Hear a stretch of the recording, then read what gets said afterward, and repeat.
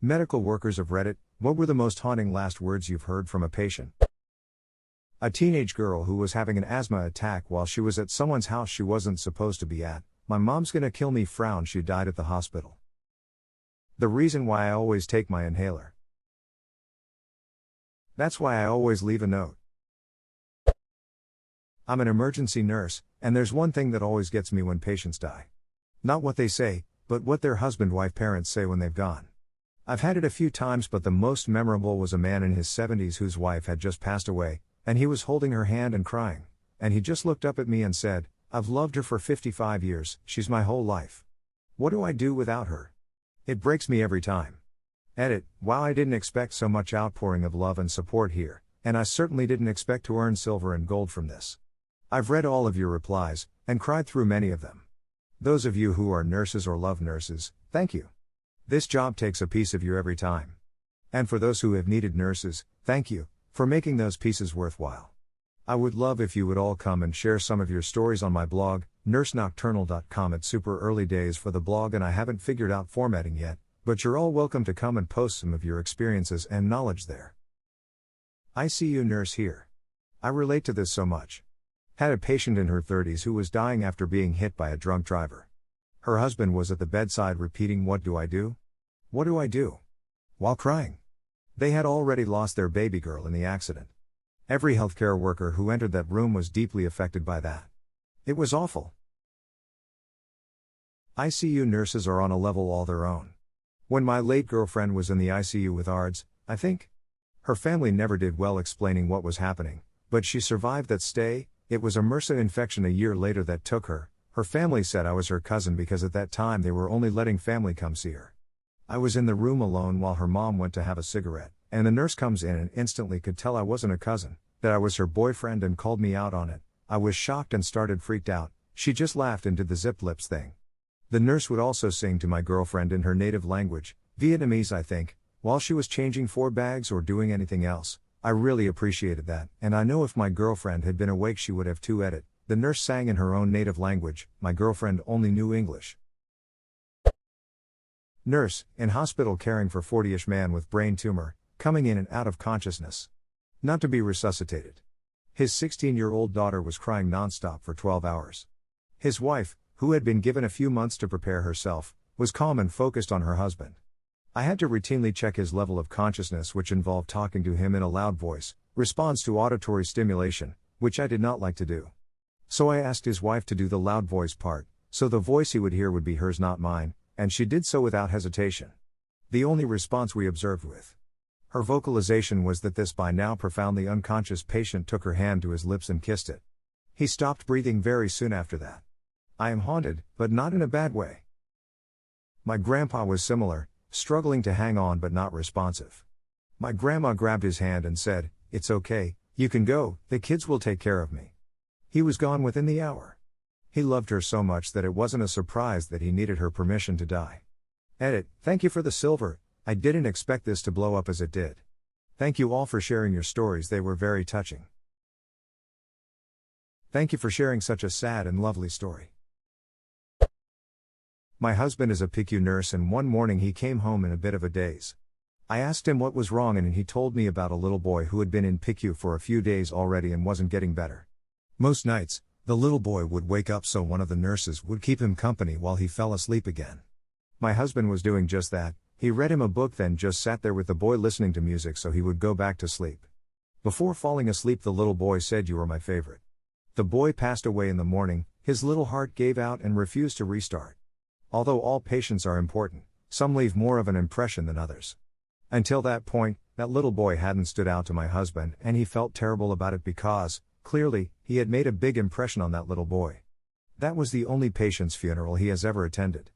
Edit, thank you so much everyone for your amazing replies. I have passed along your love and gratitude to my husband, actually read him some comments and he blushed and got all bashful.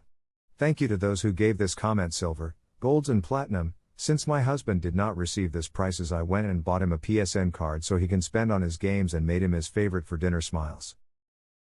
You were my favorite. Well shit, I'd be crying myself to sleep for a week.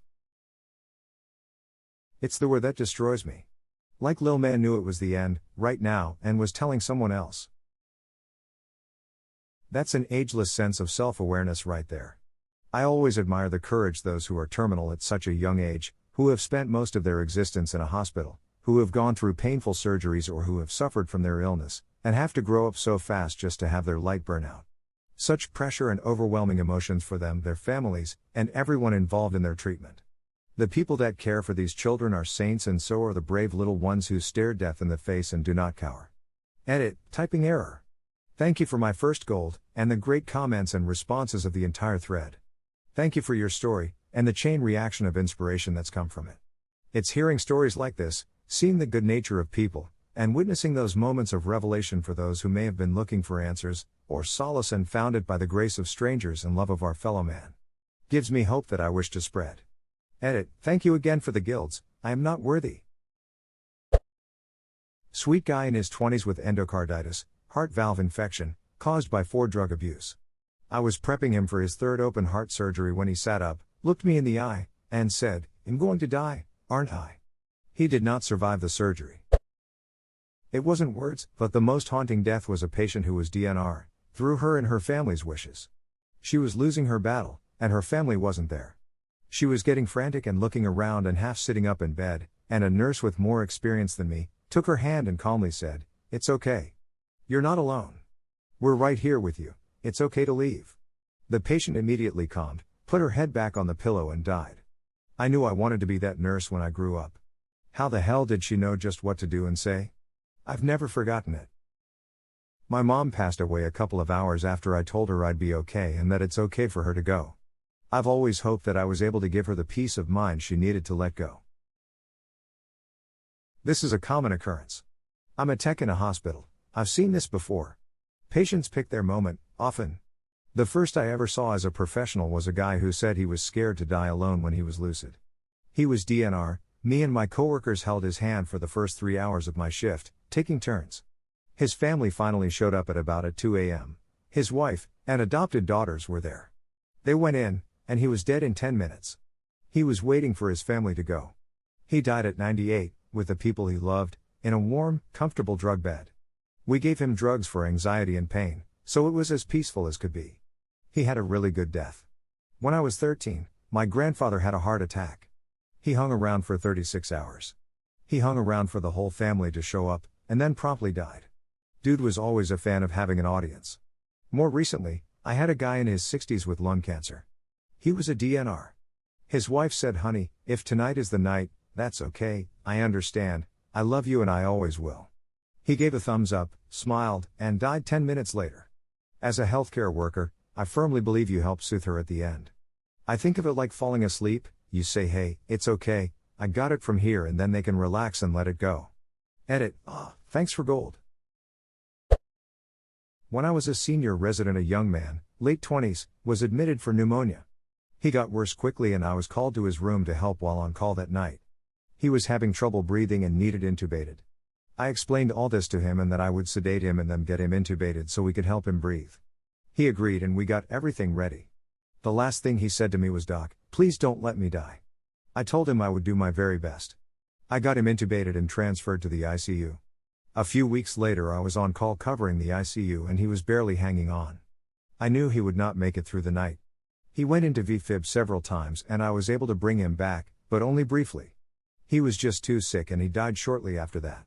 It was horrible talking to his mother and girlfriend and comforting them knowing the last words he ever spoke were to me saying, "Please don't let me die." As someone who has been there, but made it through, I can tell you what I meant when I said it. Save me, yes, but also fight for me and protect me. It's from a place of helplessness as I recall it. My body isn't doing what I tell it and I'm terrified. Sounds like you fought for him. I wouldn't be ashamed. Regret the battle you lost, sure, but keep fighting the war, please.